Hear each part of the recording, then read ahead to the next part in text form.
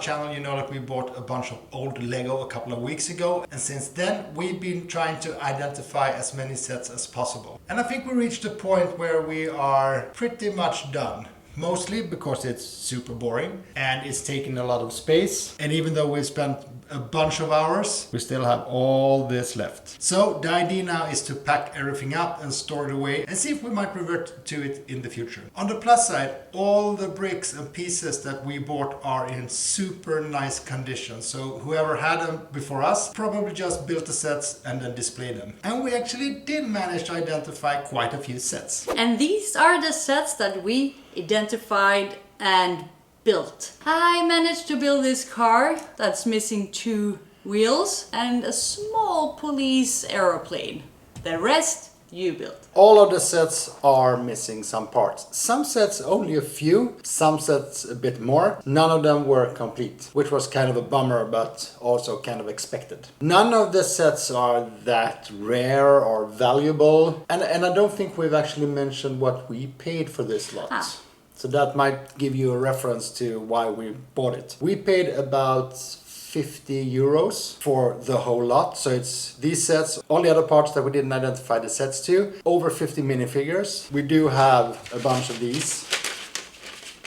Base plates, roads. Even a chopper. A helipad. So yeah, our expectations weren't that high. And I think we managed to make a somewhat decent deal after all. Those ones that were the closest to being complete is the Harry Potter for private, I'm not sure, drive. This one is missing a couple of pieces, not that many. We do have a weird helicopter thingy that's also close to having all the pieces. But still some are missing. I think that one is really cool. I like the color of it. Oh, I tipped over your 2-wheel car. Yeah. We do have this, a bat tricycle that's also very close to being a full set. Just a couple of pieces missing from that one. And the same goes for this one. The rest of them are not that close to being full sets. I do like our one-legged Darth Vader. Makes him human. His other leg is here, but we are missing the connector. So it's a one-legged Darth Vader. He's more of a Terminator now. He is.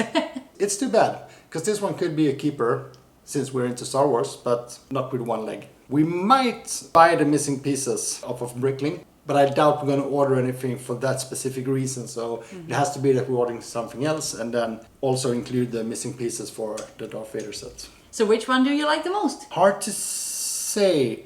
The one that I was looking forward to the most was the Harry Potter set, which is weird because I don't understand Harry Potter.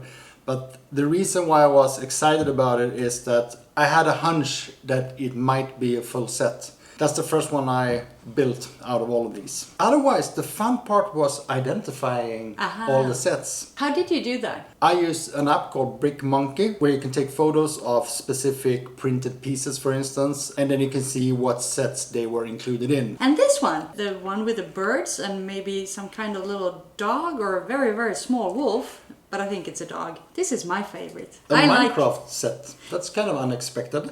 But I like birds. I'm not a bird watcher at all, but I do like birds. And these one are very, very cute. Now we're gonna dismantle everything and put them into all these plastic bags where we have the set number, and then we are gonna store them away. And I honestly don't know what we're gonna do with them in the future. The main thing for us were the minifigs. Of course, that's why we bought a lot. It was a gamble because we didn't know if there were any minifigs at all. Thank you so much for being this organized, Håkan. It's what I do. Oh, look at your work. Now that we're gonna store these away, they're not gonna take up that much space, but space is becoming an issue for us. We really need to figure something out really soon. We have a guest room with a very big bed that you can lift up and you can store things underneath the bed. And that's very good. And it's fun to have guests over sometimes. Guests, Lego.